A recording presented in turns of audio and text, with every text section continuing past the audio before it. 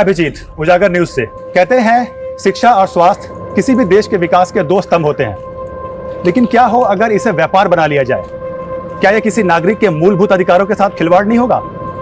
जी हाँ दोस्तों, कुछ ऐसा ही खिलवाड़ हुआ है सर्व कृपा हॉस्पिटल में अपनी बीवी का इलाज करा रहे भोलाराम जी के साथ। भोलाराम जी, बिल्कुल निडर होकर बताइए कि आपके साथ क्या हुआ है। साहब, ये सर्व कृपा हॉस्पिटल में लूट मची रखी है। हमारी पत्नी का इलाज यहाँ चल रहा था, लेकिन ये लोग उसको क्या वो कहते हैं वेंटिलेटर। हाँ, ये हमारी मिसिस को उस पर रखकर बोलते रहे कि वो जरूर बच जाएगी, और इतना लंबा बिल बना दिया कि हमारी जेब खाली हो गई। मतलब आपके साथ धोखाधड़ी हुई है? अरे बहुत बड़ी धोखाधड़ी हुई साहब। अभी भी ये लोग कहते हैं कि हमारे पर लाखों रुपया बकाया है, अगर हम वो नहीं चुकाएंगे तो ये हमारी पत्नी की डेड बॉडी नहीं देंगे हमें। देखा दोस्तों, किस तरह इस हॉस्पिटल में एक गरीब आदमी की बीवी का लाश का सौदा किया जा रहा है। बंद कर! अरे बंद कर! अरे चल बाहर निकल! निकल बाहर! ऐसे गुंडे करके जनता की आवाज को दबाओगे? निकल बाहर! अभिजीत देख तुम्हारा कैसे पोल खोलता हूं मैं। अभिजीत, पूरे हॉस्पिटल को बर्बाद कर दूंगा मैं। चल चल चल निकल! सेफ नहीं है ये एरिया, चलना यहाँ से। यार तुझे मना किया था, इतने रिस्क मत लिया कर तू। हॉस्पिटल के सामने ये स्टोरी करने से मना किया था तुझे। फुटेज मिला ना? अरे फुटेज मिल गया मेरे भाई, लेकिन तेरी जान चली जाती तो। समझता ही नहीं है छोटी सी बात। अरे भैया, कुछ भैया आप आज सगाई है तुम्हारी, वहाँ लड़की वाले घर पे इंतजार कर रहे हैं और तुम अभी तक यहीं हो। अरे विनोद भैया, वो जरूरी ब्रेक थ्रू था, इंतजार नहीं कर सकते थे हम। तेरी होने वाली बीवी भी इंतजार कर रही है तेरा। अरे यार राजीव, तू तो कब तक लड़कियों से भागता रहेगा? आज तो सगाई पक्की है। ले चल। मर्दों से तो कोई प्रॉब्लम है ही नहीं इसको, बस लड़कियों से ही प्रॉब्लम है। चल। अब तो दोनों बहनें एक ही घर में, इससे अच्छी क्या बात हो सकती है आपके लिए? जी पापा, हम तो बहुत लकी है, हमारी प्यारी बहन वर्षा ही हमारी देवरानी बन रही है। क्यों विनोद जी? हाँ राखी जी, बड़ा भाग। हाँ भाई, आप बड़ा भाग वाला है तू। हाँ बैठ बैठ अभिजीत। अब भाई सच सच बता, पसंद आई हमारी साली साहिबा?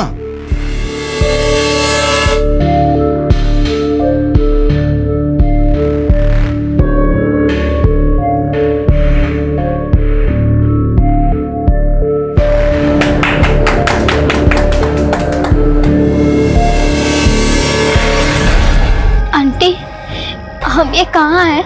हमें हमारे घर जाना है। आप छोड़ दोगे हमें हमारे घर? हमारे पापा ढूंढ रहे होगे हमें। माँ, हमको लगता है कि हमें शादी वादी के लिए नहीं बने हैं। अभी भैया भाभी के कहने पे जबरदस्ती सगाई तो कर ली, लेकिन तुम तो जानती हो ना हमारी दुविधा।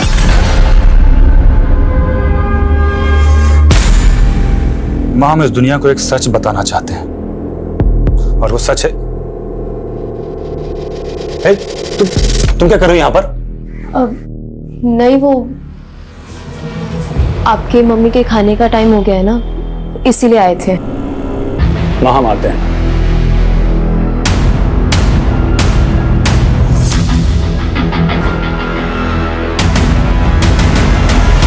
हम अक्सर सच्चाई से भागते हैं। उम्र के हर पड़ाव पर कोई न कोई एक ऐसा सच जरूर होता है जो शायद हम सबसे छुपा लेते हैं। दरअसल मैं सबको एक आईना दिखाना चाहता हूं, एक ऐसा आईना जिसे देखकर हम फैसला करें कि आज हम कहां खड़े हैं। आने वाली 15 जून को रात 9:55 पे मैं आपको ऐसे ही कड़वी हकीकत से रूबरू करवाने वाला हूं, जिससे शायद अब तक का सबसे बड़ा पर्दाफाश होगा।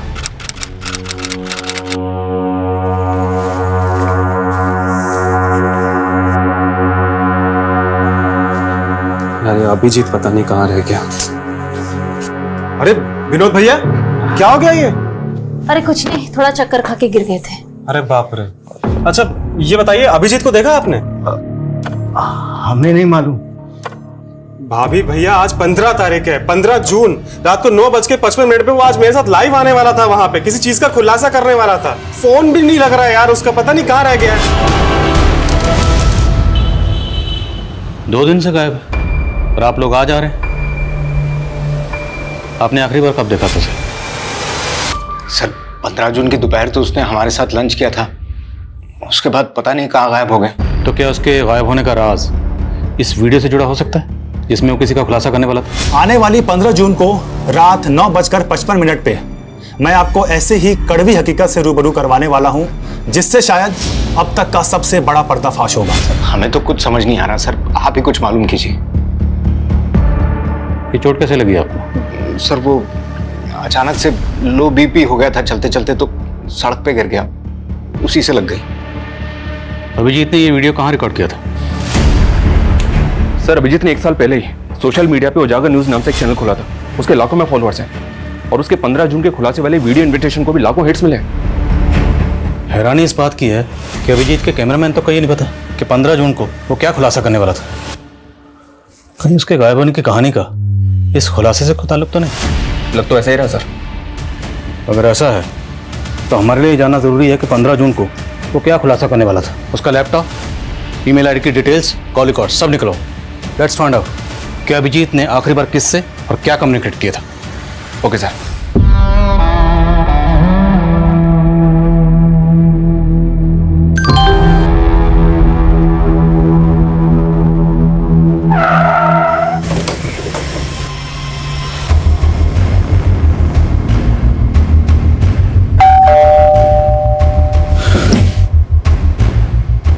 जी, हमें वर्षा जी से बात करनी है।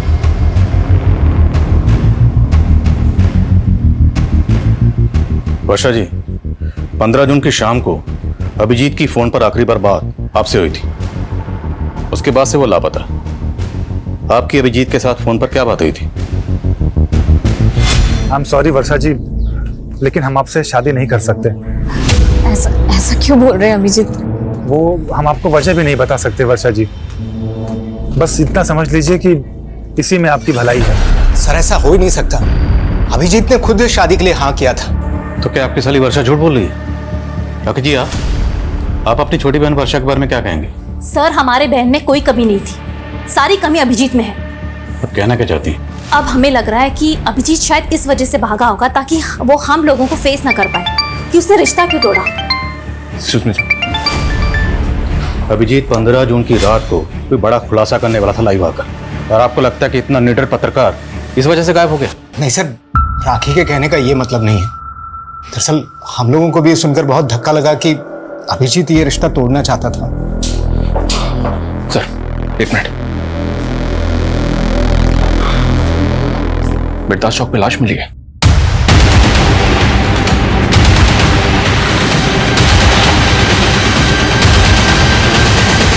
आइए सर।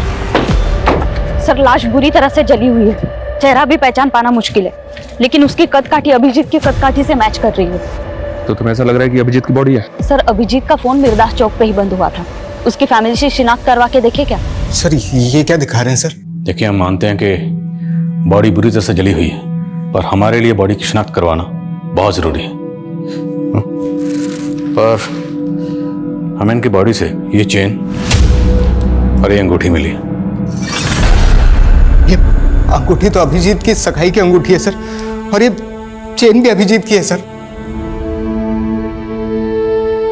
ये ले, रोटी खा ले, इतना दुखी मत हो, अब यही हमारी जिंदगी है। ले खा ले, अभी बहुत सारा काम करना है।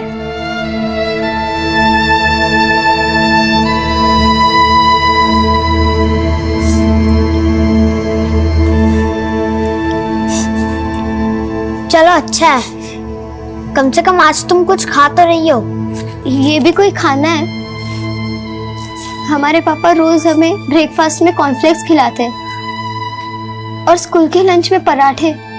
तू कौन से क्लास में पढ़ती थी? 6th। चलो हम तुम्हारा टेस्ट लेते हैं। ये अखबार में जो लिखा है पढ़ने आता है ना? हाँ आता है पढ़ने। तो पढ़ो। भारत जल्द ही 5 ट्रिलियन की अर्थव्यवस्था होगा। माँ, माँ, बच्चों बच्चों बाहर जाओ, बहन आओ ना।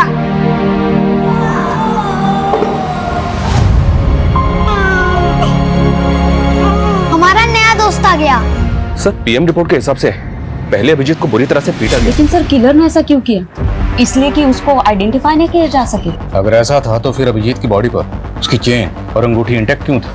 यहाँ तक कि उसके बाजू पे जो टैटू था वो भी उसके भाई ने आइडेंटिफाई किया। पहचान मिटाने की कोई कोशिश नहीं की गई। किलर ने अभिजीत को जिंदा जला दिया सर। ऐसा लग रहा है जैसे किलर की अभिजीत के साथ कोई गहरी रंजिश थी। अभिजीत के लैपटॉप से क्लू मिला? साइबर टीम अभिजीत के लैपटॉप और मोबाइल का डेटा रिकवर करी है सर। लेकिन सर अभिजीत का फोन पिछले कई दिनों से अतुल नगर में काफी एक्टिव था। अतुल नगर में कहाँ जाता था? ये तो नहीं पता, लेकिन अतुल नगर में जितने भी सीसीटीवी हैं सबकी फुटेज मंगा रहा हूँ। और अभिजीत का कैमरामैन प्रथमेश, उसने कुछ बताया? नहीं सर, उसे इस बारे में कुछ नहीं पता।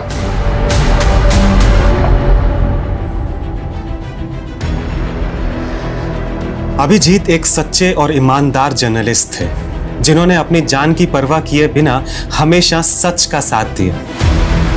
मैं उनका फॉलोअर ही नहीं, मैं उनका सबसे बड़ा फैन भी हूं। मैं आपसे वादा करता हूं, अभिजीत ने जो काम शुरू किया था अब उसे मैं पूरा करूंगा, चाहे उसके लिए मुझे सच्चाई ढूंढने के लिए पाताल लोक ही क्यों ना जाना पड़े, लेकिन सच्चाई को उजागर मैं करके रहूंगा। सर 24 मई की अतुल नगर की एक फुटेज मिली है, ये देखें सर। इसमें अभिजीत लड़कियों का पीछा करता हुआ दिख रहा है। कौन है लड़की? मैं पता करवा रहा हूँ सर। लेकिन सर ये अभिजीत लड़कियों का पीछा क्यों कर रहा होगा? मेरा मतलब एक तरफ इसकी मंगेतर का कहना है कि ये उससे शादी नहीं करना चाहता था और दूसरी तरफ इन लड़कियों के पीछे। सर कहीं कोई अफेयर का तो चक्कर नहीं? तो ये चक्कर क्या है ये तो इन लड़कियों से मिलने के बाद ही पता चलेगा। आंटी वो अभिजीत जी आप। पुष्पा,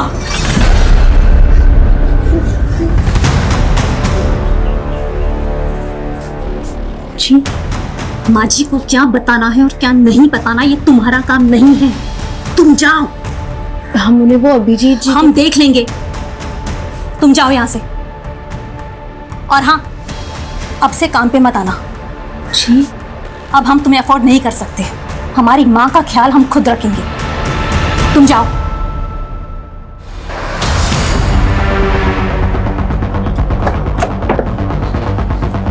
अभिजीत जिन दो लड़कियों का पीछा करते हुए देखा था वो दोनों लड़कियां इसी घर में किराए पे रहती थी सर, और ये इस घर के मकान मालिक हैं। इन्होंने ही मकान किराए पे दिया। नाम क्या था दोनों लड़कियों का? सर बड़ी वाली का गीतांजलि और छोटी वाली का चंचल था। दोनों सगी बहनें थी। आप कहाँ हैं? सर वो लोग तो 10-12 दिन पहले अचानक घर खाली करके चले गए थे। रहने वाली कहाँ की थी? रेंट एग्रीमेंट में उनका नेटिव एड्रेस होगा। रेंट एग्रीमेंट तो नहीं बनाया, लेकिन हाँ वो बिहार की रहने वाली थी। तुम लोग भी ना, हम लोग बार बार गाइडलाइन जारी करते हैं कि बिना पुलिस वेरिफिकेशन के मकान किराए पर नहीं देना, पर सुधरोगे नहीं तुम लोग। सर गलती हो गई। लड़कियां करती क्या थी? सर वो घरों में मेड का काम करती थी। कहाँ, किस घर में? सर वो तो नहीं मालूम। लड़कियों के फोन नंबर तो होंगे आपके पास? सर उनके पास फोन्स भी नहीं थे।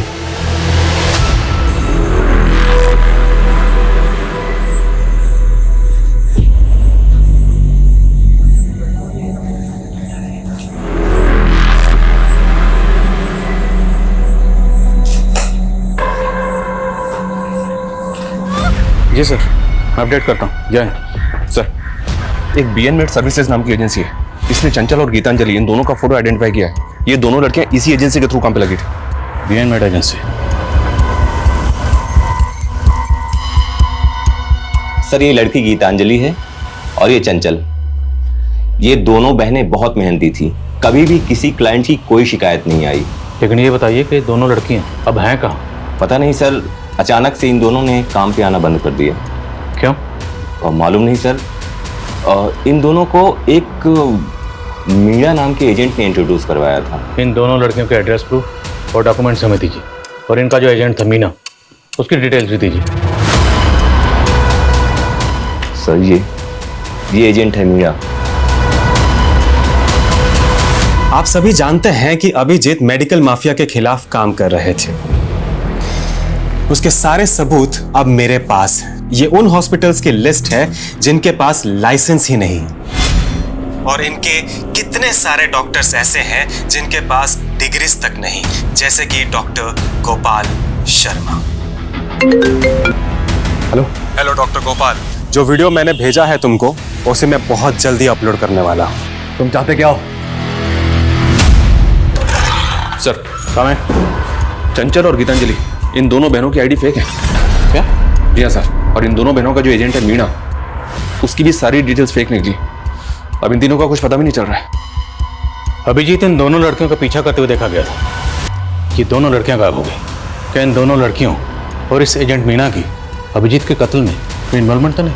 लग तो मुझे भी ऐसा ही रहा सर, कोई ना कोई इन्वॉल्वमेंट तो होनी चाहिए। इन तीनों के लिए लुकआउट नोटिस जारी कर दिया है। सर अभिजीत की मंगेतर वर्षा के बारे में एक बात पता चली है सर, उसकी पहले भी शादी हो चुकी है। What? जी सर, वर्षा का पहला पति कुणाल मर चुका है सर। उसकी मौत संदिग्ध हालात में हुई थी। पहले शोमिता चौक पुलिस इस केस को मर्डर केस मान के इन्वेस्टिगेट कर रही थी, लेकिन उस एसयूवी गाड़ी का कहीं भी पता नहीं चला, इसीलिए उन्होंने इस केस को एक्सीडेंटल केस मान के क्लोज कर दिया। ये अभिजीत मर्डर केस भी कम चौंकाने वाला नहीं, और इन दोनों केसेस की कॉमन कड़ी है वर्षा।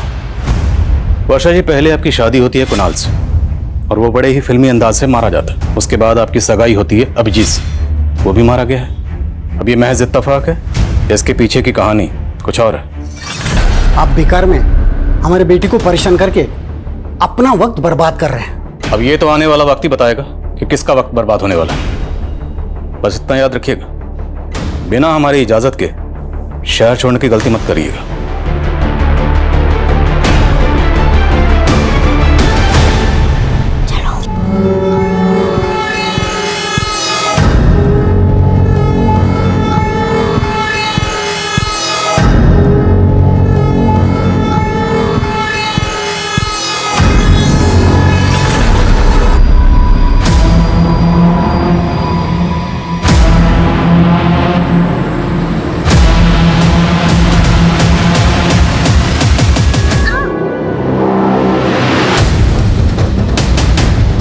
सर,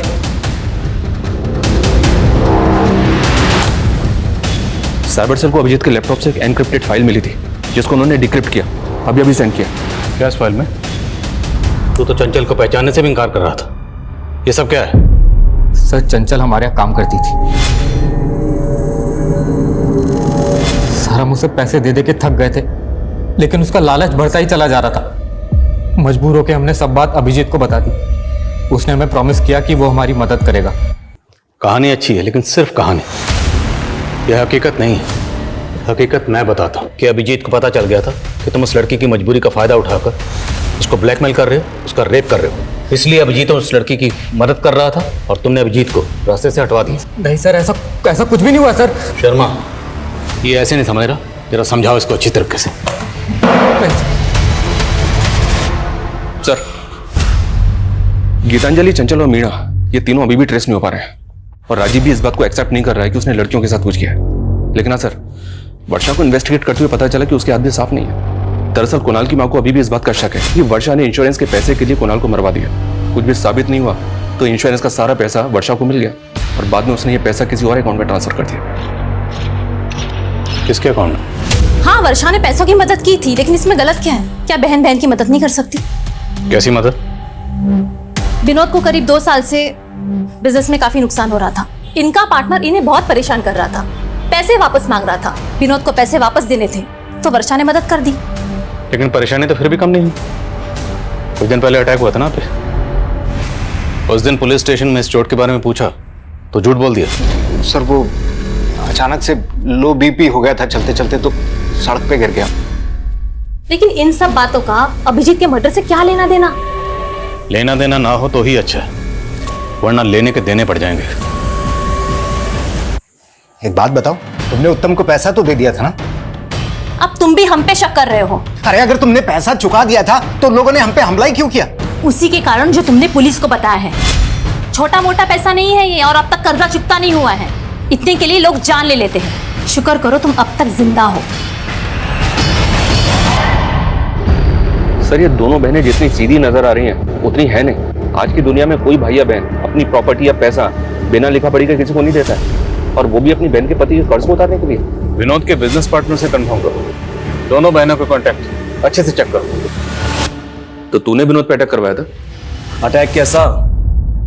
आपको कोई गलतफहमी हुई है, और उसने कुछ पैसे लौटा भी दिए थे हमें। लेकिन उधार तो काफी बाकी है ना बीबी। वो भी निकलवा लेंगे। अटैक करवाएगा दोबारा? विनोद ने कंप्लेंट नहीं लिखवाई ना, फिर क्यों बाल की खाल उतार रहे हैं? और वो फुद्दू हमारे खिलाफ बोलने की हिम्मत भी नहीं करेगा। हाँ, हमसे बहुत बड़ा गलती हो गया। अगर हम अभिजीत को पहले ही सब कुछ बता दिए होते तो शायद वो हमें इस मुसीबत से निकाल चुका होता। ले लो, 70 लाख है इसमें। 70 लाख? ये 70 लाख तो सिर्फ आपके हुए ना डॉक्टर साहब, और आपके बाकी के नेक्सस के 70 लाख वो कौन देगा? हेलो नेताजी, एक लोकल जर्नलिस्ट मुझे धमकी दे रहा है। अगर आपकी मेहरबानी हो जाती तो। डॉक्टर साहब, हम स्वच्छ छवि वाले नेता हैं, ना तो खुद खाते हैं ना कभी किसी को खाने देते हैं। अब आपने कांड किया है, आप भुगतेंगे। लेकिन नेताजी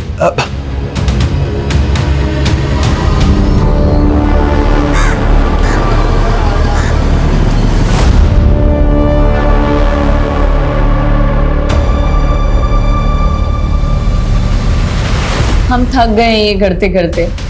अभी और कितने खून बहाने पड़ेंगे? ये हमारा तीसरा अबॉर्शन है। न जाने तुमसे शादी करने के लिए हमें अभी कितना और इंतजार करना होगा। हम जल्दी सब कुछ ठीक कर देंगे। एक दूसरे से प्यार करते हैं। और सर, हमें पता था कि वर्षा के पिताजी हमें कभी स्वीकार नहीं करेंगे, इसलिए पहले कुणाल और अब अभिजीत खत्म कर दिया।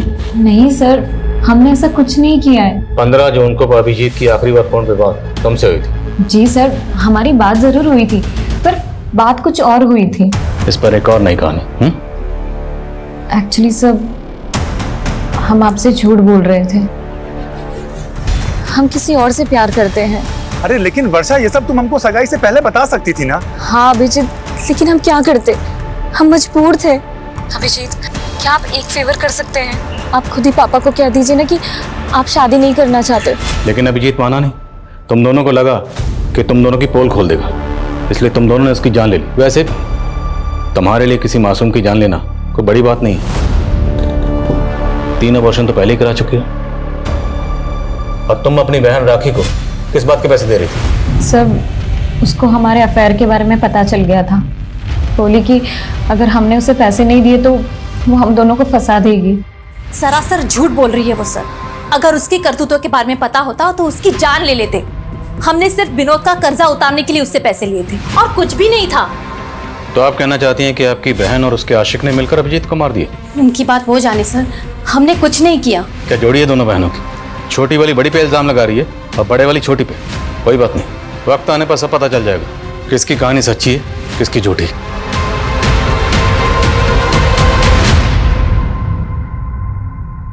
ओ, आपकी सास की केयर टेकर क्या नाम है उसका? पुष्पा। कहाँ वो? हमने उसे काम से निकाल दिया। अब हम उसे अफोर्ड नहीं कर सकते। रहती कहाँ वो? एड्रेस दीजिए। ये बात तो अभिजीत ही जानता था, हमें कुछ नहीं पता।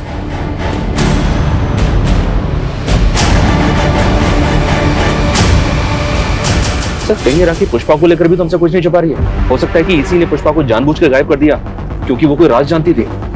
या फिर पुष्पा को खेल कर गए? इस राखी पे कड़ी नजर रखो और पता करो कि पुष्पा कहाँ गायब है, और उसके लिए लुकआउट नोटिस जारी करो।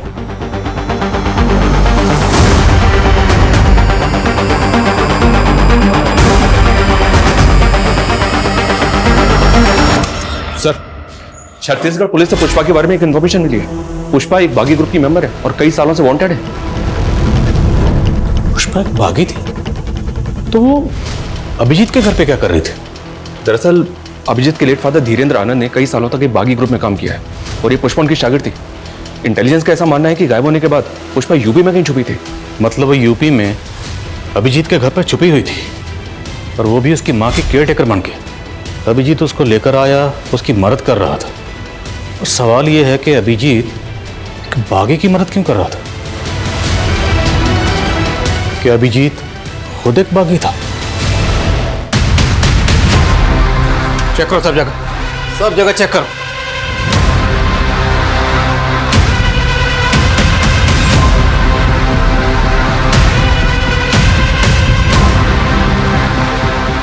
सर, बहुत गलत कर रहे हैं आप। एक ईमानदार पत्रकार की छवि के साथ में खिलवाड़ कर रहे हैं आप लोग। फिलहाल तो हम जा रहे हैं, लेकिन अगर हमें बाद में पता चला कि अभिजीत के साथ मिलकर आपने बागियों का साथ दिया था तो हम आपको नहीं छोड़ेंगे। चलो। ओ 172, चल मुंह धो ले और काम पे चल। अब यही तेरी किस्मत में लिखा हुआ है। तैयार कर ले अपने आप को इन सब चीजों के लिए। जब 135 का बच्चा बड़ा हो जाएगा ना, तुझे ही ट्रेनिंग देनी है। यहाँ पे माँ बाप हो या बच्चा, सब किस्मत के हाथों बंधे हुए हैं।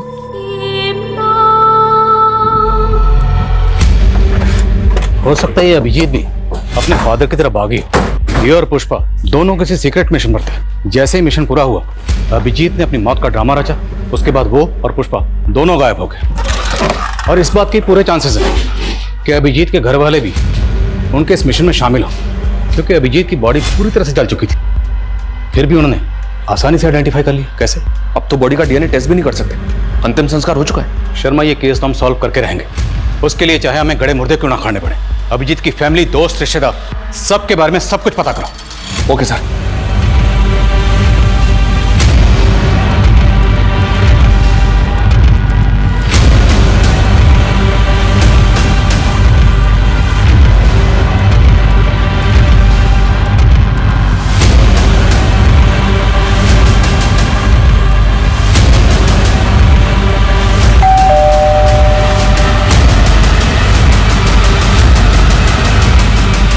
सर,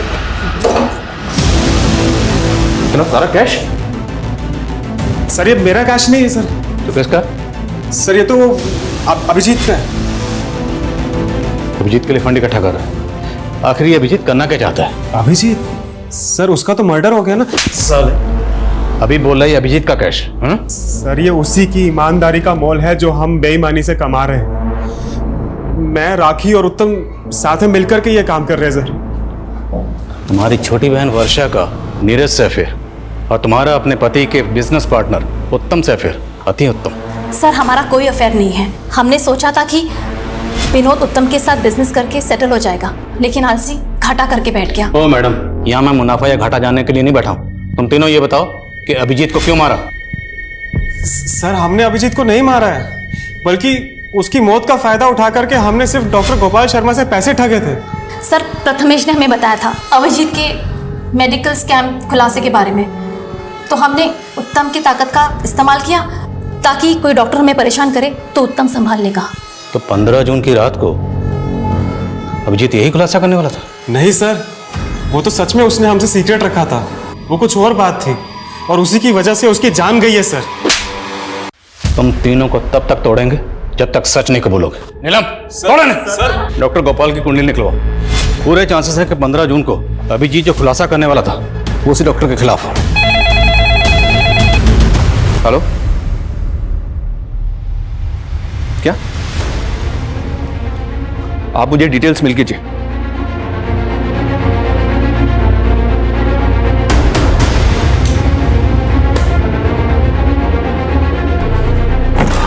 सर हमारी मेन सस्पेक्ट गीतांजलि की तो मौत हो चुकी है।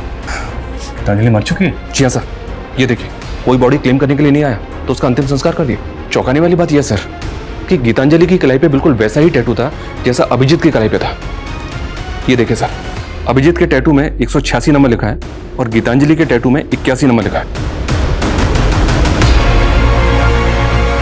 दोनों टैटूज वैसे तो दिखने में सेम है, सिर्फ नंबर और डिजिट्स का फर्क है।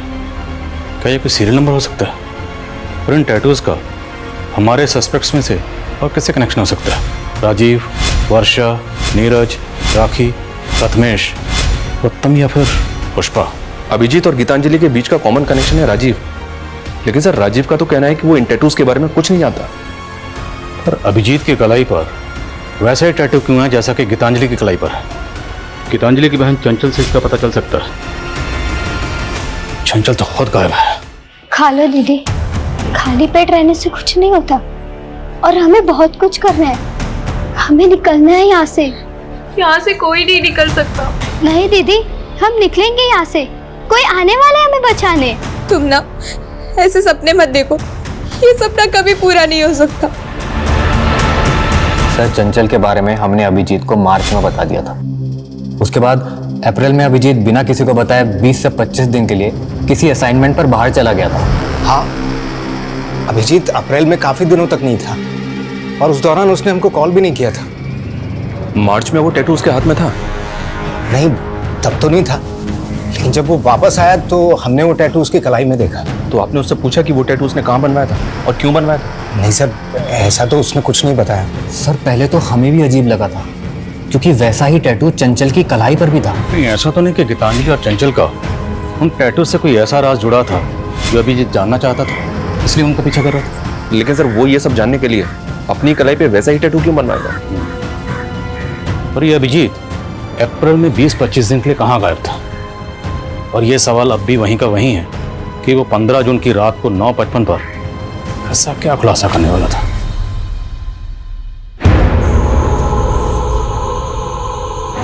देखो, हम जानते हैं चंचल और गीतांजलि के अलावा तुम लोगों के साथ यहाँ पर क्या हो रहा है। हम यहाँ की सच्चाई पता करने आए। आप हमें यहाँ से आजाद कर दोगे ना भैया? हाँ, लेकिन उसके पहले तुम्हें सब बताना होगा कि यहाँ पर हो क्या रहा है। मैं भारत, मैं एक विशाल लोकतंत्र हूँ, बहुत तेजी से बढ़ती अर्थव्यवस्था हूँ, पर देखो मेरी गरिमा पे ये कैसा दाग लगा है। ये कैसा दाग लगा है? ये दाग हम सबको मिलकर धोना है। और ये फोल्डर बनाया गया 14 जून को। हो ना हो, ये जो 15 जून को खुलासा करने वाला था, ये लाइंस उसकी उसी स्पीच का हिस्सा है। लेकिन सर इसका तो कोई क्लू ही नहीं मिल रहा है कि ये खुलासा क्या था, किसका था और किसके लिए था। हमारा देश महान है भैया, और हम भी आजाद होंगे। बस आप जल्द से हमें लेने आ जाओ, हम आपका वेट कर रहे हैं। हमारे पास एक ऐसी चाबी है जिससे सारे ताले खुल सकते हैं, और वो एजेंट मीना। क्योंकि गीतांजलि और चंचल को डोमेस्टिक एजेंसी के लिए वही लेकर आया था। शर्मा, ढूंढो उसे। खबरों को काम पे लगाओ, जेलों में जितने भी कैदी हैं उनके बारे में पता करो, तुम्हें जो करना है करो, लेकिन किसी भी सूरत में मुझे एजेंट मीना चाहिए। Okay sir.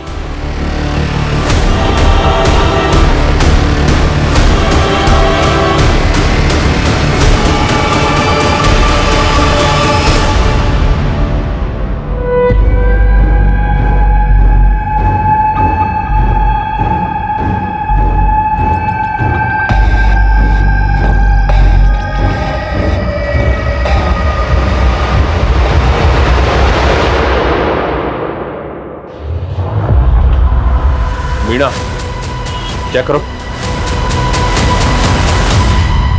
साहब, ये सब लड़के तो बंदे मजदूर हैं।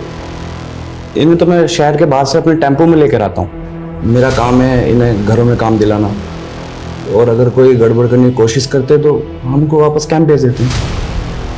कैसा कैंप? कहाँ है ये कैंप? कैंप के बारे में मैं कुछ नहीं जानता। ये तो मुझे शहर के बाहर एक जगह पे मिलती हैं सब। कैंप का कोई बंदा लेके आता है इनको। ये सब करवाता कौन है? मालिक कौन है? साहब, इसके बारे में मुझे कुछ नहीं पता। सबसे पहले हमें ये पता करना होगा ये कैंप है कहाँ। इस नेक्सस ने बहुत गहराई तक अपनी जड़ें फैला रखी है। ड्रोन कैमरा यूज करने की परमिशन निकलो। पूरा शहर और उसके आसपास जितने एरिया सब जगह स्कैन करो। कोई भी एरिया छूटना नहीं चाहिए।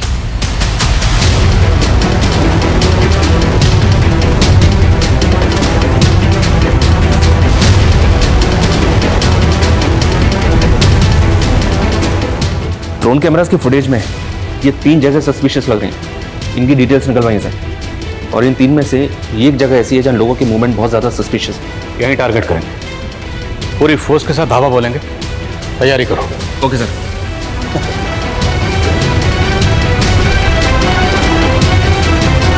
पुलिस! अरे पुलिस! अरे भागो!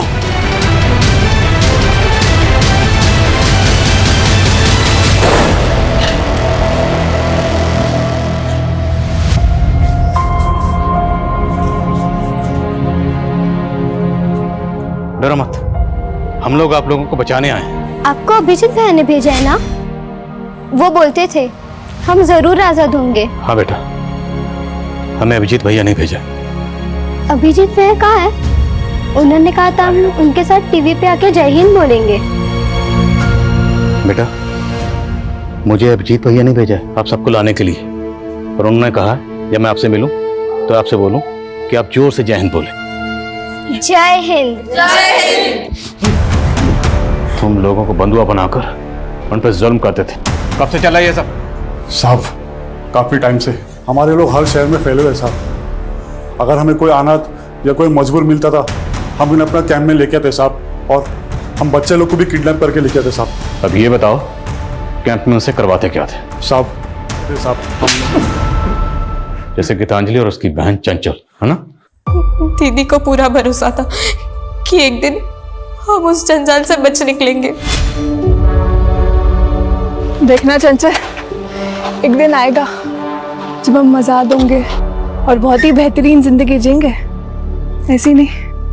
पर उसके लिए हमें कैंप से बाहर आकर घरों में काम चाहिए था, इसलिए हमने कैंप में अच्छा बर्ताव किया, उन लोगों का भरोसा जीत लिया। फिर तुमने राजीव के यहाँ काम करना शुरू कर दिया, उसको ब्लैकमेल किया। हमारी पूरी कमाई तो वो मीना ले जाता था और हमें अपनी जिंदगी शुरू करने के लिए कुछ पैसों की जरूरत थी, और इसलिए हमारे पास और कोई रास्ता नहीं था। लेकिन राजीव ने अभिजीत को सब बता दिया। हाँ, लेकिन अभिजीत भैया को ब्लैकमेलिंग से ज्यादा उस गिरोह के बारे में चिंता थी। देखो, मुझे पता है तुम लोगों के साथ क्या हो रहा है। मैं तुम्हारी मदद करना चाहता हूँ, लेकिन उसके लिए मुझे तुम्हारे जैसे मजदूर बन के ही उस कैंप में घुसना पड़ेगा और अपने हिडन कैमरे से सब कुछ रिकॉर्ड करना होगा कि वहां पर एक्चुअली में हो क्या रहा है। फिर हमने उन्हें वहां घुसने में मदद की और वो हमारे कैंप में शामिल हो गए। साहब, मुझे शक हुआ कि अटेंडेंस रजिस्टर में गड़बड़ दिखा साहब, और वो कमीना पत्रकार वो मौका देख के भाग गया और गीतांजलि ने उसको मदद की थी कैंप में घुसने के लिए साहब। इसलिए तुम लोगों ने गीतांजलि को मार दिया, और उसके बाद जब तुम लोगों को पता चला कि 15 जून को अभिजीत को खुलासा करने वाला है, तो उसको भी मार दिया। साहब, हमारे लोग ने अभिजीत पे नजर होगा साहब। बोल, अपने बाप का नाम बोल।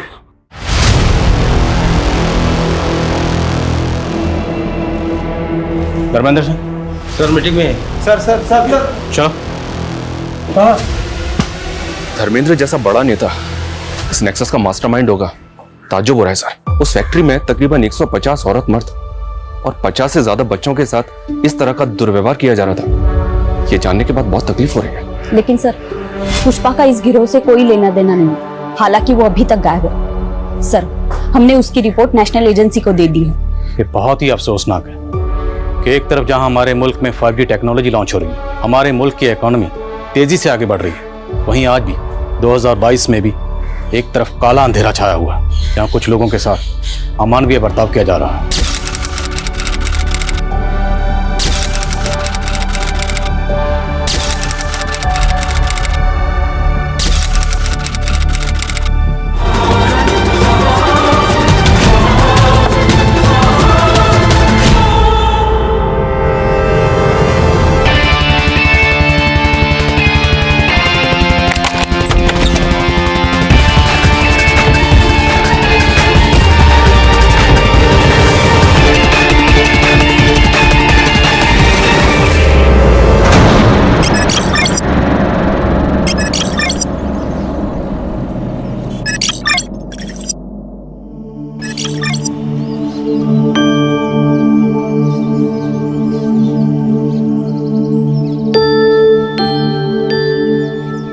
कोमल, तुम लोगों की बातें खत्म हो गई तो चले?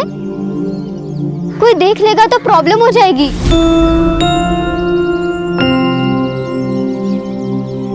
तारा, तू ना बहुत डरती है। कोई आ जाएगा, कोई देख लेगा तो क्या होगा? अरे सही तो कह रही है कोमल, कोई आएगा देखेगा तो क्या बोलेगा कि चाय पीने रुक गई थी और क्या। ये लो कोमल, ये लो।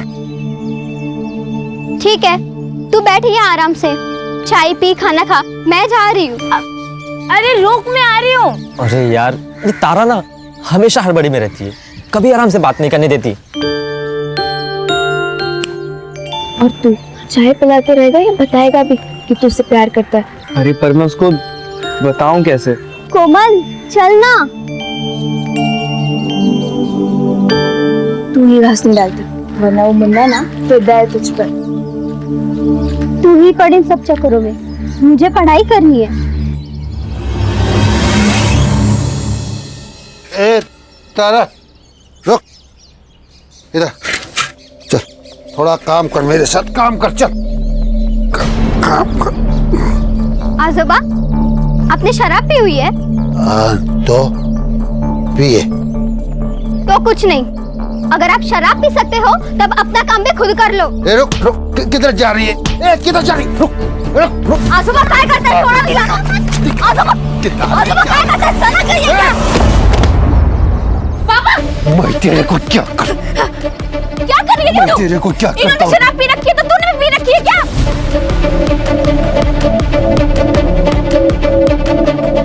अरे आई, समझाना है ना तो अपने बाप को समझाओ।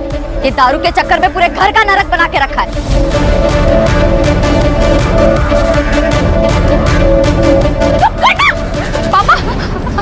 अरे जया, अपनी बेटियों को काबू में रख, वरना तू बहुत पछताएगी, बहुत पछताएगी तू। देख देख क्या करता हूँ मैं तुम लोग को, देख क्या करता हूँ।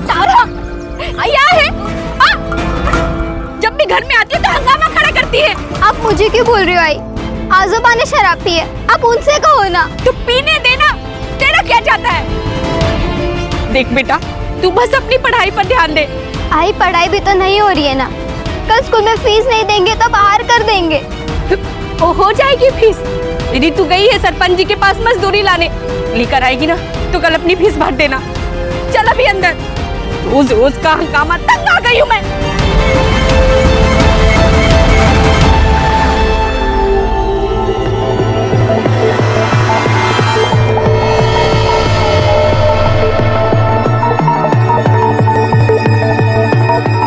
मालकिन,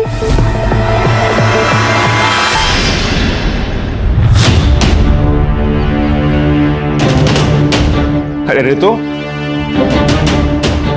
कैसे आई तुम? तो मालिक मजदूरी के पैसे दे दीजिए। अच्छा, ये ना, आजा आजा, देता हूं मैं।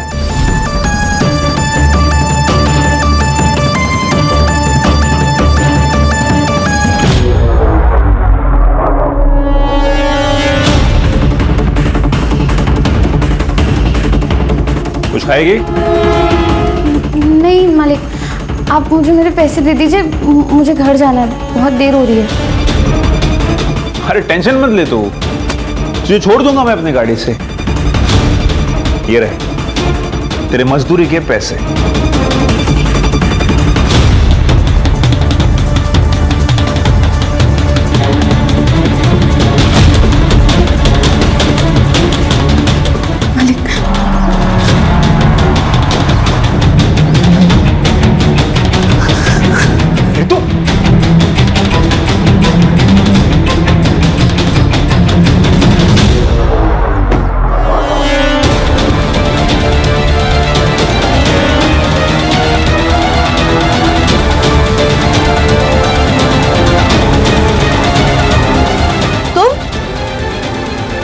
आंगनवाड़ी वाली मुक्ति की बहन है ना?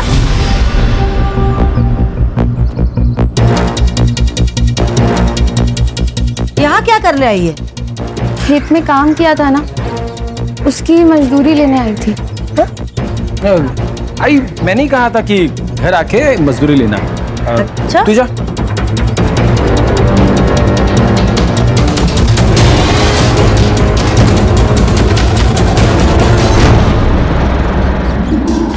जरा अभी समझ नहीं है ना, 3 महीने बाद गांव में मुखिया का चुनाव है। एक गलती, चुनाव इधर का उधर हो जाएगा।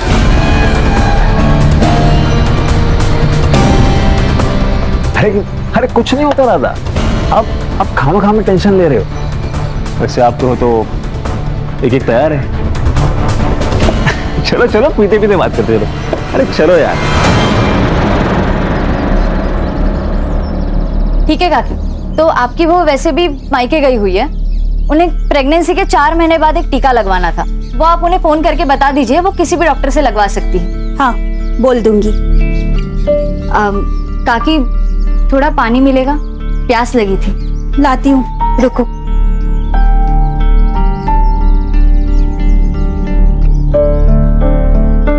ये लो। हाँ, हाथ आगे करो, मैं पानी डालती हूँ। ऐसे तो कोई किसी जानवर को भी ना पानी पिलाए। क्या मतलब? रहने दीजिए, आप नहीं समझोगे। मैं समझाता हूँ। गुरु तुम यहाँ क्या कर रहे हो? इनको इनकी जगह दिखानी पड़ेगी। गुरु सुनो तो सही।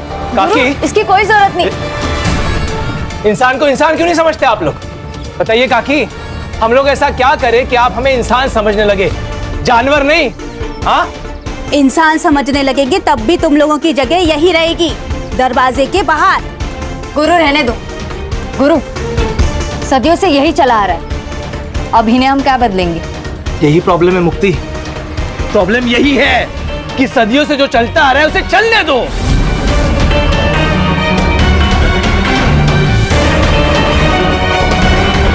कि नहीं? एक बात सुनिए आप लोग, अब ऐसा नहीं होगा, बदलना पड़ेगा। काकी बदलना पड़ेगा। चल गुरु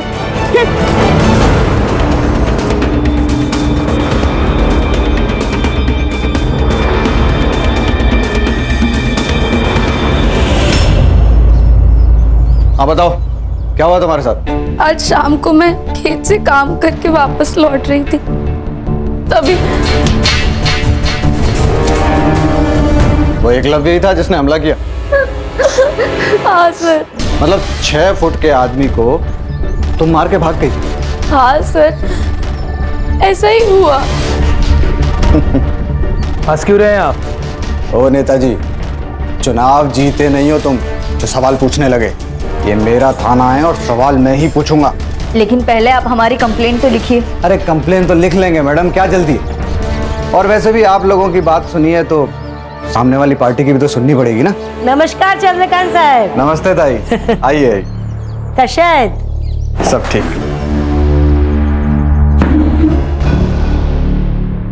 क्या रे जया, ये सब क्या तमाशा लगा के रखा है? तमाशा कुछ नहीं है, तुम्हारे बेटे ने रितु का रेप करने की कोशिश की। मुझे इसका रेप करने की क्या जरूरत है? ये तो वैसे भी पैसों के लिए मेरे साथ संबंध बनाती है। इंस्पेक्टर साहब, ये झूठ बोल रहे हैं, हमारी बेटी ऐसी नहीं है। ये जया का बाप साईनाथ सर, आप ही ने तो पकड़ा था कच्ची शराब बनाने के मामले में। और ये लड़कियां, ये तो इस गुरु का ही सुनेंगी ना। इसे चुनाव जो जीतना है। क्या बोला रे तू? क्या बोला तू?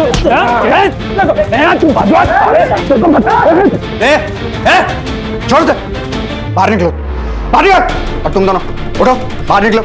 लड़की से धंधा करवाती और यहाँ पे तमाशा करती है। चल बेटा, नहीं जाएंगे। ये लोग कुछ भी बोलेंगे और आप इनकी बातों पर यकीन कर लोगे। आप हमारी कंप्लेंट लिखिए, वरना यही पुलिस स्टेशन के बाहर मैं खुद को आग लगाकर जान दे दूंगी।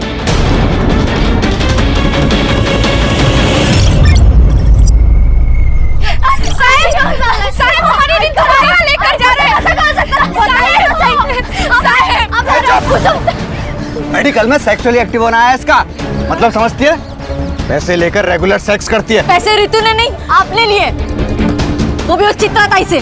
जब ज्यादा बोली ना तो पूरे परिवार को अंदर कर दूंगा। रिपोर्ट दर्ज करवाते हो।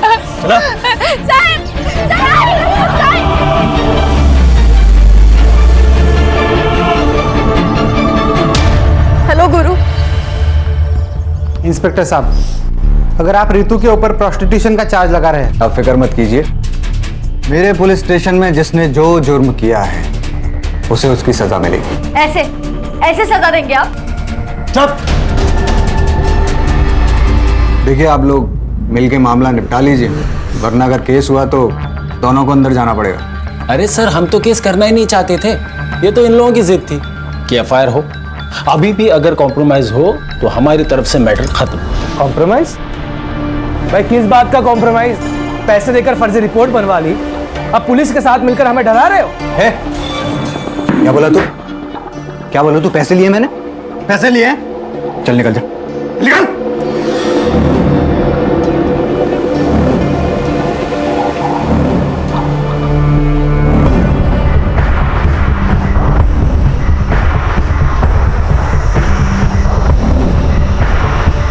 जया, सुनो मेरी बात, ये कोर्ट कचहरी का मामला है और केस खत्म होने के लिए सालों लग जाते हैं। ये केस लड़ने के लिए और ये वकील बाबू को फीस देने के लिए पैसे हैं तेरे पास?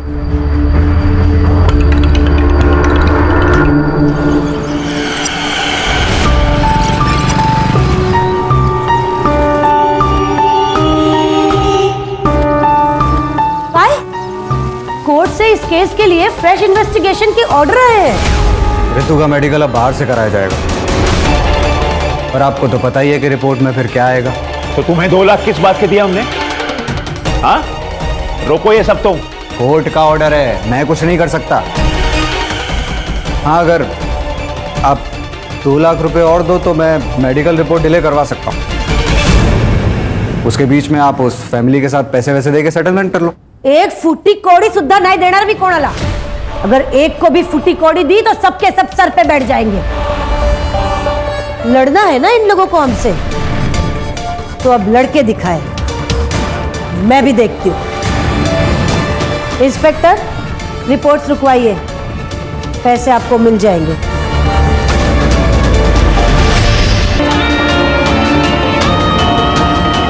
कोमल, तू ना इस तारा के साथ मत घुमा कर। तुझे पता नहीं कैसी लड़की है और इसकी बहनें।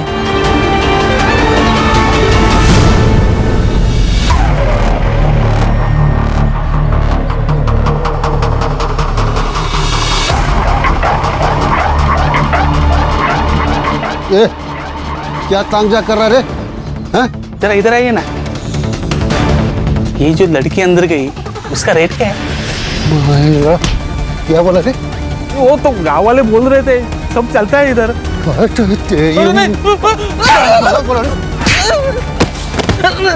नहीं, वो गांव वाले बोल। लगता बेटियों से खूब कमाई कराई गई है, तभी तो सरकारी अनाज छोड़कर सब्जियां खरीदने आई है। अच्छा सुन, एक बात बता, सिर्फ रितु को भेजती थी अजिंक और एकलव के पास, या मुक्ति और तारा भी जाती थी?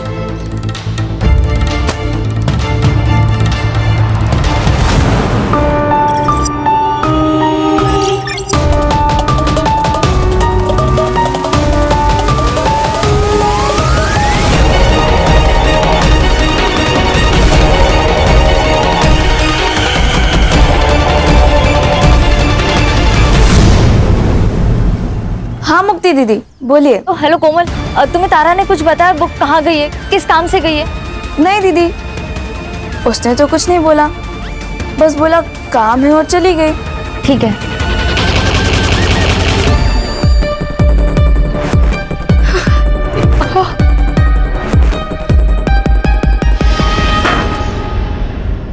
ए, संभाल के रख, पूरे 4 लीटर है। 2-4 दिन में वो आदमी आएगा लेने के लिए। रितु कहाँ? वो तो आपके साथ गई थी ना? गई तो थी, लेकिन वो तो पहले ही जंगल से आ गई।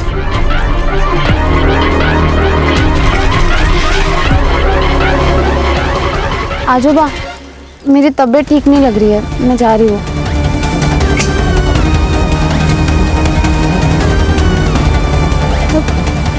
पापा, रितु घर नहीं आई और तारा भी स्कूल से घर वापस नहीं आई। मेरा नाम मुक्ति कौरी है, मैं अम्बेवाड़े गांव से हूँ।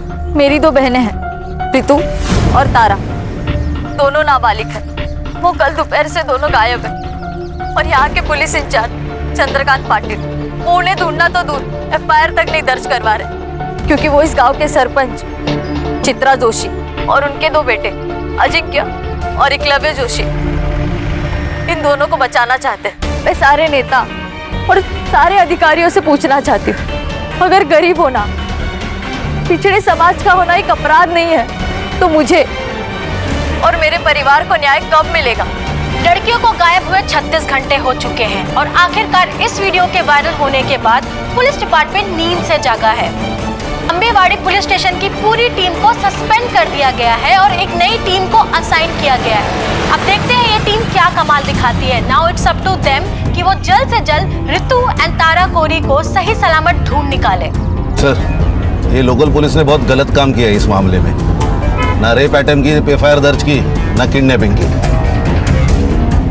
इसलिए देखिए हमारे पास आया है खान, जल्द से जल्द दोनों लड़कियों को ढूंढना है और हमारे डिपार्टमेंट के ऊपर जो कीचड़ उछाले जा रहा है इसको रोकना है।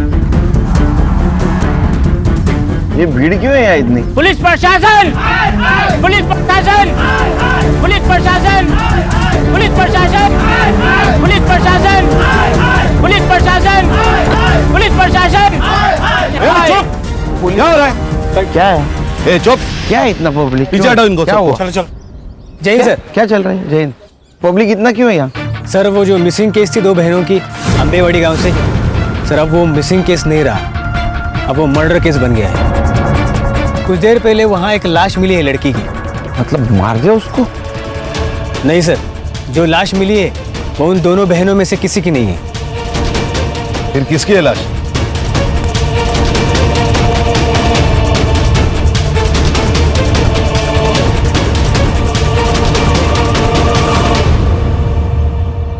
सर, इसी लड़की ने वीडियो किया था और इसका ही मर्डर हो गया। मुक्ति कोरी नाम है। ये इस लड़की की फैमिली है क्या? जी सर।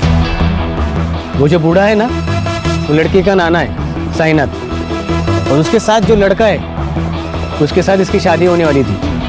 गुरु शिंदे नाम है उसका। और सर, इस लड़की ने जो औरत चित्रा जोशी और उसके बेटे अजिंक्य और एकलव्य जोशी का नाम अपने वीडियो में लिया था ना, ये जमीन उन्हीं की है। Doesn't make sense sir. ये देखिए, इसके सर पर चोट आई है, मतलब काफी खून बहा होगा, लेकिन सर यहाँ जमीन पर बिल्कुल भी ब्लड के ट्रेसेस नहीं है। सर इसका मतलब इसे मारा कहीं और गया और यहाँ पे लाके डम कर दिया। सर कल रात को मुक्ति घर पे नहीं आई, इसलिए मुझे और मुक्ति की माँ जाया को लगा कि मुक्ति और गुरु रितु और तारा को ढूंढ रहे हैं। मैंने मुक्ति को ड्रॉप किया था घर के बाहर। कितने बजे? लगभग 12 बजे के आसपास दोपहर में। दोपहर को 12 बजे से वो घर पे नहीं थी, तो आपने उसको फोन करने की कोशिश नहीं की? हमारे घर में 2 ही फोन है, एक मेरा एक मुक्ति का। 2 दिन पहले मेरा फोन कहीं गिर गया था। 2 दिन पहले? मतलब जिस दिन रितु और तारा गायब हो गए उस दिन? हाँ साहब। ये रितु और तारा जिस दिन गायब हो गए उस दिन क्या हुआ था? तुम्हें तारा ने कुछ बताया? वो कहाँ गई है, किस काम से गई है? नहीं दीदी, रितु कहाँ? वो तो आपके साथ गई थी ना। वो तो पहले ही जंगल से आ गई। मतलब रितु और तारा अलग अलग जगह से एक ही टाइम पे गायब हो गए? सर, वो चित्रा है ना, उसके पास बहुत गुंडे हैं सर, वो कहीं से किसी को भी उठा सकती है सर। जहाँ तुमने मुक्ति को ड्रॉप किया था उस जगह लेके चलो हमको। जी सर।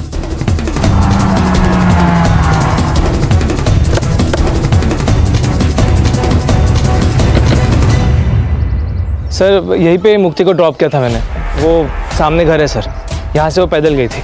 चलो घर दिखाओ। यस।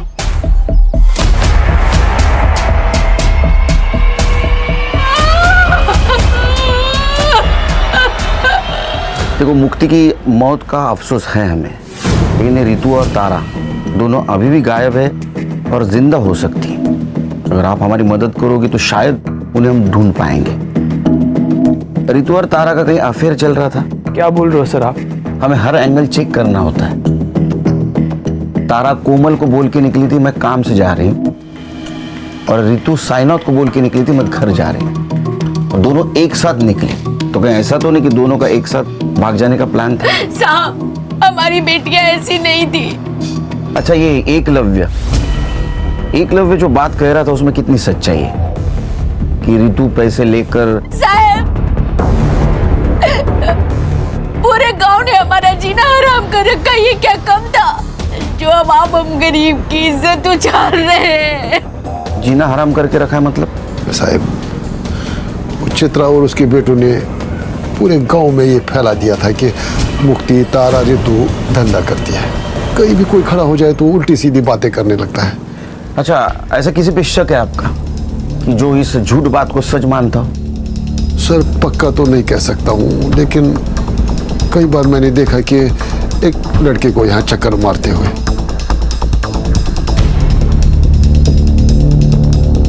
कौन है वो लड़का?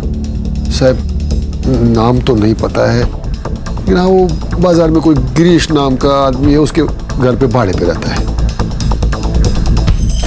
सर यहाँ कुछ भी नहीं है।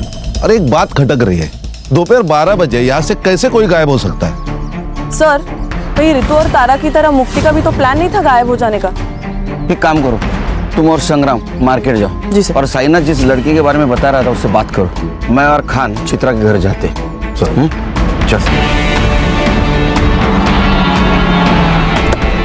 अब सर इतना तो बेवकूफ कोई होगा नहीं ना जो किसी को मार के उसके डेड बॉडी को खुद की ही प्रॉपर्टी पर डंप कर दे। सर ये सब हमारे खिलाफ साजिश है ताकि मेरा नाम उछले और मैं बदनाम हो जाऊं। ऐसा कोई क्यों करेगा? सर 3 महीने बाद हमारे गांव में मुखिया का चुनाव है और ये मुक्ति जिस समाज की है 40% डिसाइडेड वोटर है, जो किसी को भी वोट देंगे तो ऑब्वियसली वो जीत जाएगा। और ये मुक्ति का मंगेतर गुरु वो भी इस बार चुनाव लड़ने वाला है और इसीलिए उसी ने ये रेप अटेम्प्ट का मुद्दा बहुत उठाया। लेकिन मुक्ति ने जो वीडियो बनाया है उसमें उसने तुम लोगों का नाम लिया है। मुक्ति गुरु की होने वाली बीवी थी, वो उसकी बात नहीं सुनेगी तो किसकी सुनेगी? तुम दोनों में से एकलव्य कौन है? मैं हूं सर। वो रितु कह रही थी कि तुमने उसका रेप करने की कोशिश की और तुम्हारा कहना है कि रितु पैसे लेके कोई भी काम करने के लिए तैयार होती है। हाँ तो मेरा मतलब है रिपोर्ट में भी हुई है ना। अरे रिपोर्ट गया खड्डे में, उसमें कुछ भी हो, लेकिन शायद पुलिस वाले दोस्तों ने तुम्हें ये नहीं बताया कि 17 साल की लड़की नाबालिग होती है, उसके साथ सेक्स मतलब रेप, वो भी उसकी मर्जी के साथ हो या ना हो। इसलिए बेटा तुम तो जेल जाओगे।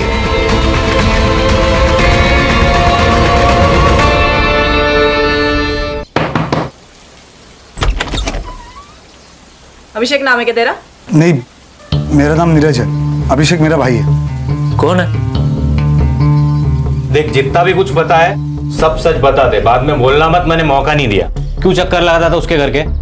सर मैं एक फैक्ट्री में काम करता हूँ, दिन भर काम करके रात में वैसे ख्याल आते हैं, तो गांव वालों से बहुत दिनों से सुन रहा था कि गांव में कुछ लड़कियां धंधा करती है, तो उसी जुगाड़ में गया था कि कुछ मन बहल जाए मेरा। तो साइनाथ को देख के भागा क्यों तू? अरे मैडम वो बुढ़े ने वो आदमी को ऐसा भगाया था कि मेरी तो बोलती बंद हो गई थी, मुझे कुछ समझ में नहीं आया था, मेरी तो हिम्मत ही नहीं हुई उससे बात करने की, तो मैं बिना कुछ बात किए वापस आ गया था। अभी बिना बताए जाना मत कहीं।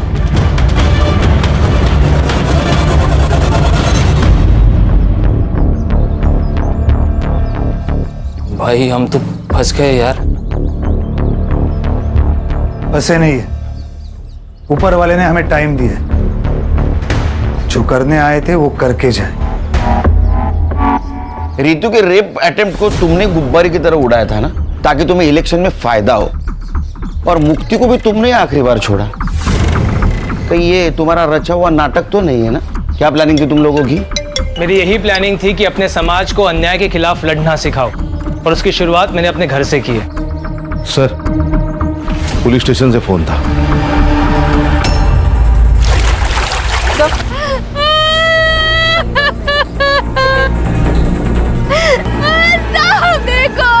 सर बॉडी फूलने के कारण ऊपर आ गई थी और गाँव वालों ने हमें इन्फॉर्म किया। बॉडी फूलकर अगर ऊपर आई है तो इसका मतलब 2 दिन हो गए बॉडी को। सर ये दोनों बहनें जब गायब हुई उसी दिन या उसके दूसरे दिन इन दोनों को मार दिया होगा।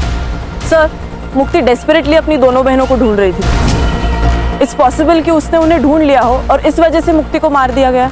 मुक्ति की सीडीआर रिपोर्ट और पीएम रिपोर्ट का क्या हुआ? सर शाम तक मिल जाएगी, मैं अपडेट करता हूँ। पता तो चले मुक्ति पहले मरी, ये दोनों लड़कियां। कितने साल हो गए रे तेरे को पुलिस डिपार्टमेंट में? सर 7 साल। तो 7 साल में एक बात पता नहीं चली, 17 साल की लड़की नाबालिग होती है, उसके साथ सेक्स मतलब रेप ही होता है, वजह कुछ भी हो। और वो एकलव्य कह रहा था ना कि रितु के साथ वो पेड सेक्स करता है, फिर भी एफआईआर क्यों नहीं दर्ज की उसके खिलाफ? सर मैं जांच कर रहा था। किस बात की जांच कर रहा था? सर वो रितु का नाना है साईनाथ, सर वो अवैध शराब बनाता है, उसकी शराब पीकर एक आदमी मर गया कुछ महीने पहले सर, तो चित्रा ने उसकी कंप्लेन की थी, मैंने सोचा कि एफआईआर से पहले एक बार जांच कर लूं। ये कोर्ट के आदेश के ऊपर दूसरी बार मेडिकल हुआ था रितु का, तो उसका रिपोर्ट क्यों नहीं फाइल में? कैसे होगा सर, ठीक से काम करता तो होता ना। मैंने लैब में फोन किया था सर, शाम तक रिपोर्ट मिल जाएगी। कितने पैसे लिए रहे तूने चित्रा से? सर 4 लाख रुपए। तेरे 4 लाख की वजह से 3 मासूम लड़कियों की जान गई। रिपोर्ट करो इसकी हेडक्वार्टर में। सर गलती हो गई सर, अब नहीं होगा सर। हाँ लेके जाओ इसको। चल चल चल।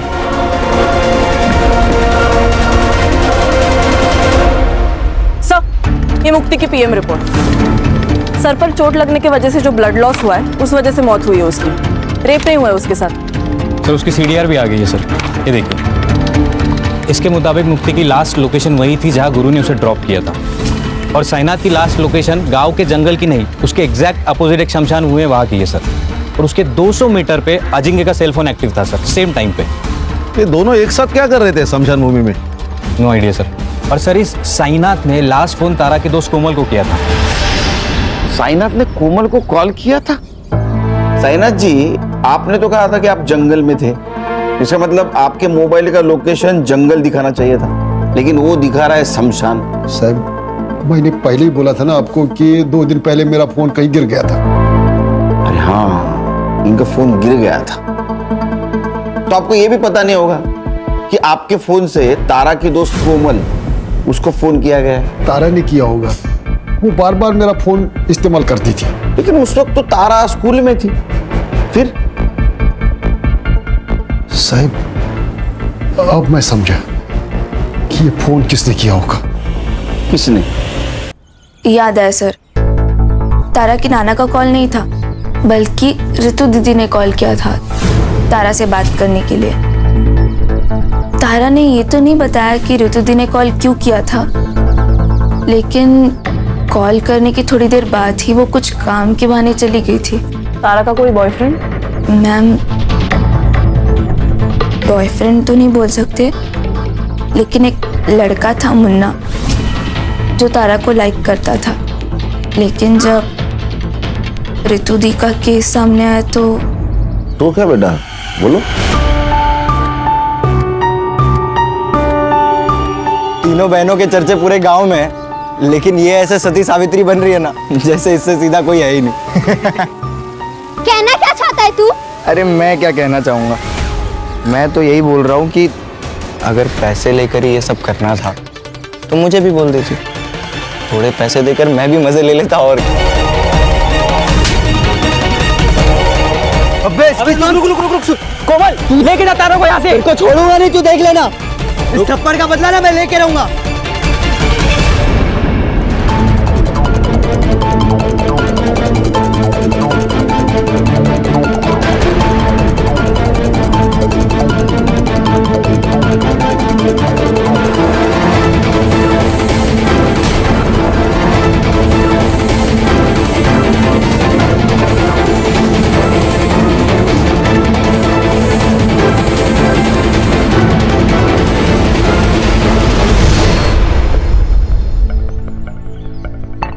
क्या हीरो तारा को धमकी दी थी कि थप्पड़ का बदला लेगा? सर, यहाँ खाने कमाने से फुर्सत नहीं, बदला क्या लूंगा? मैं तो हमेशा अपने दुकान पर ही रहता हूँ। आप चाहे तो अभिजीत से पूछ लीजिए। अभिजीत कोमल का बॉयफ्रेंड ना? ये तारा जब गायब हुई उस वक्त तू कहाँ था रे? उस वक्त साहब मैं घर पे था साहब। मैं घर पे था? अरे हीरो तू कहाँ था रे? मैं तो यही दुकान पे था साहब।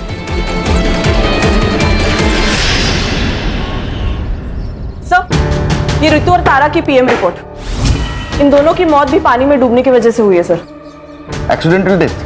प्रोबेबली नॉट सर, क्योंकि इन दोनों लड़कियों के साथ रिपीटेडली रेप किया गया था और इनका टाइमिंग ऑफ डेथ मुक्ति की टाइमिंग ऑफ डेथ के 10 से 12 घंटे के बाद का है सर। मतलब इन दोनों लड़कियों को पहले होस्टेज बनाया गया? Most probably sir. सर, ये रितु ने तारा को कॉल करके शमशान भूमि बुलाया। ये दोनों के साथ जो कुछ भी हुआ है ना, उसकी शुरुआत शमशान भूमि से हुई है। यानी खान, सवाल ये है कि ये दोनों लड़कियां अलग अलग जगह से एक ही जगह, मतलब शमशान घाट क्या करने गई थी? नहीं सर, वो भी साइनाथ के फोन में एक वीडियो मिला सर।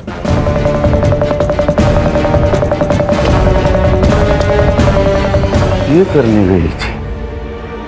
ये ले तेरे पैसे। तुम्हें क्या लगता है कि तुम पैसों से कुछ भी खरीद सकती हो? अपने बेटे की आजादी भी। जब पैसे नहीं लेने थे तो मुझे बुलाया क्यों? ताकि तुम्हारी सच्चाई पूरी दुनिया के सामने ला सकूं कि कैसे तुम्हारे बेटे ने मेरे साथ गलत किया और तुम उसकी गलतियों पर पर्दा डालने के लिए कितने भी पैसे लुटाने को तैयार हो।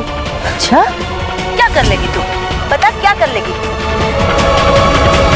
रितु ने तुम्हें मांडवली के लिए बुलाया, ये वीडियो बनाया, और ये वीडियो प्रूफ के तौर पे समाज के सामने ना आए, इसलिए तुम सबने मिलकर उन दोनों बहनों को मार दिया। सर, हमने किसी को नहीं मारा। तो अजिंक्य क्या कर रहा था स्मशान में?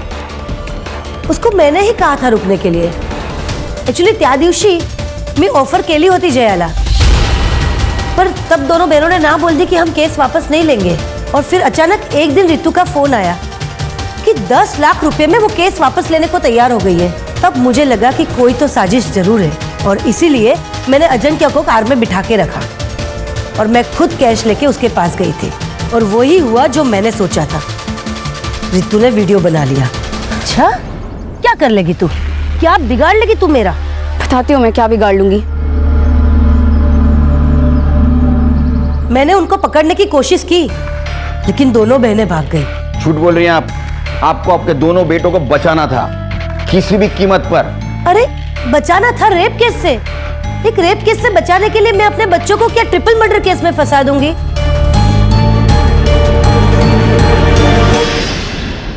सर, एक आदमी के बारे में पता चला है सर। उसकी मौत साईनाथ ने बनाई हुई शराब पीने से हुई। कौन है? राकेश। उसकी तो मौत हो गई है सर, लेकिन उसके दोनों बेटे अब भी गांव में रहते हैं, किराए के घर में। सर, बाबा मरने के बाद 6 महीने में ये साईनाथ जेल से छूट गया। हमें उसे बस वापस जेल भेजना था। जेल भेजना था क्या ऊपर भेजना था? नहीं सर, उसे जेल भेजना चाहते थे हम लोग बस। इसके लिए उसकी भट्टी का पता लगाना जरूरी था ताकि पुलिस को उसकी भट्टी के बारे में बता सके सर। लेकिन इस बार साईनाथ ने भट्टी अपने घर पे नहीं लगाई थी सर, तो भट्टी के बारे में जानने के लिए उसके ऊपर नजर रखना जरूरी था, इसलिए हमने गांव में किराए पे घर लिया था सर। उससे बदला नहीं ले पा रहे थे, इसलिए उसका बदला लेने के लिए तुमने इन दोनों लड़कियों को मार दिया? नहीं सर। नहीं सर, बदला लेना चाहते थे सर हम, लेकिन कानूनी तरीके से सर। हाँ, गैर कानूनी तरीके से नहीं सर। संग्राम सर, बैठ। तू तो कह रहा था वो रितु और तारा जिस दिन गायब हो गए उस दिन तू घर पे था, लेकिन तेरा मोबाइल लोकेशन स्मशान का दिखा रहा है। ए चल फटाफट बता, सर का गुस्सा बहुत बेकार है। तू सह नहीं पाएगा, चल बोल। बताता हूँ साहब, बताता हूँ साहब। मैं तारा के पीछे गया था, लोगों से सुना था कि वो लोग पैसे लेकर सोती है, इसलिए मैंने सोचा मैं भी ट्राई करता हूँ। तो उसने नहीं माना, इसलिए तूने उसको मार दिया? नहीं साहब, मैं तो घर वापस आ गया था। वो लोग मिलके कुछ तो प्लानिंग कर रहे थे। वो लोग किसी की तो वीडियो बना रहे थे। मुझे लगा अगर मैं इनको कुछ बोलूंगा कि ये लोग मेरी वीडियो ना बना ले, इसलिए साहब बिना कुछ बात किए मैं वहां से लौट आया। मैं सच बोल रहा हूँ, मैंने कुछ नहीं किया साहब, मैंने कुछ नहीं किया साहब। वो कार वाले लोग ने कुछ किया होगा। कौन सी कार? साहब, जब मैं वापस लौट रहा था, लौटते वक्त मैंने एक कार देखी, वो शमशान की ओर जा रही थी। कौन सी कार में? उतना मैं देख नहीं पाया, लेकिन कुछ इलेक्शन के स्टिकर्स लगे हुए थे कार पे। ये थे क्या? नहीं। ये? हाँ मैडम, ये था। सर ये इसके पास तो कोई कार नहीं है। कार इसके पास नहीं है, इसके दोस्त के पास है। एक मिनट। मेरी 2 बहनें हैं, रितु और तारा, दोनों नाबालिग हैं। वकील बाबू, तुम्हारी गाड़ी स्मशान भूमि के स्पॉट हुई और उसमें मुक्ति के ब्लड के ट्रेसेस भी मिले।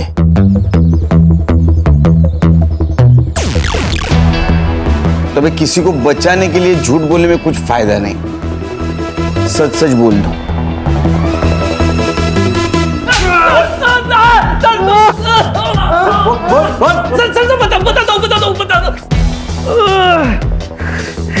बोलो। हमने सबको नहीं मारा सर। रितु के केस की वजह से मेरे इलेक्शन कैंपेन को बूस्ट मिल गया था सर, और उस केस में कुछ था नहीं सर, जल्दी खत्म हो जाता, और इलेक्शन को अभी 1 महीना बाकी था। इसलिए सुधीर ने मुझे एडवाइस किया कि अगर इलेक्शन को गरमाए रखना है तो इस केस को बड़ा करना पड़ेगा, और हमने वही किया।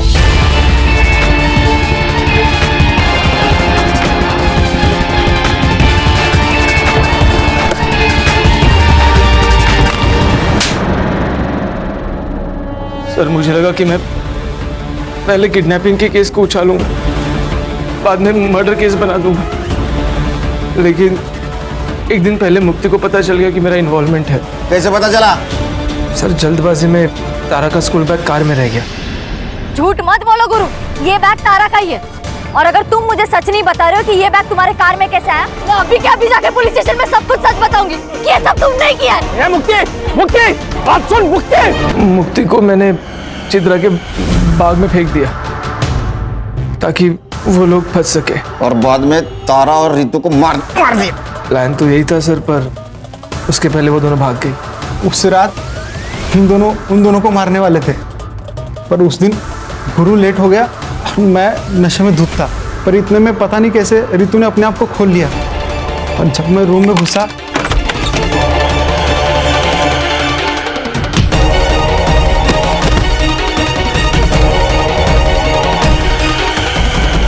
मैं जब तक अपने आप को संभालता वो भाग चुकी थी।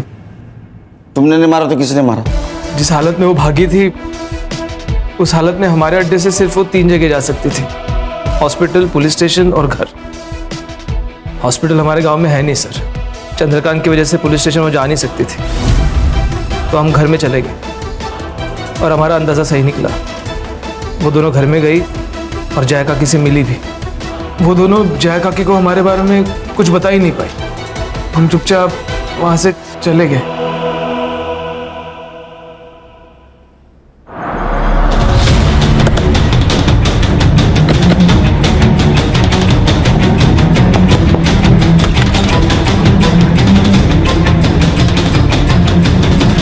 एक बार झूठे केस में रितु का नाम आने पर पूरे गांव वालों ने उसका जीना हराम कर दिया था, और जब उसके साथ सही में बलात्कार हुआ तो ये कौन मानता साहब कि वो दोनों अपने बलात्कारी को नहीं जानती थी।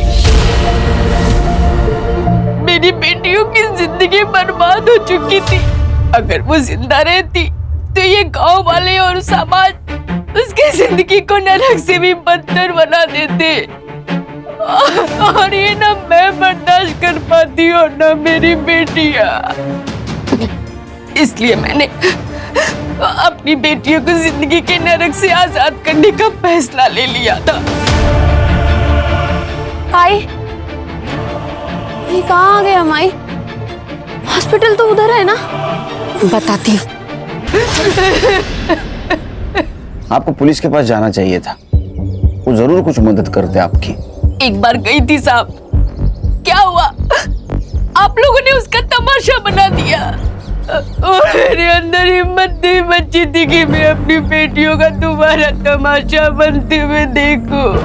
आपके साथ और आपके बेटी के साथ जो कुछ भी हुआ बहुत गलत हुआ। वो इंसानियत के दायरे में नहीं था, लेकिन क्या आपने जो कुछ किया वो सही था?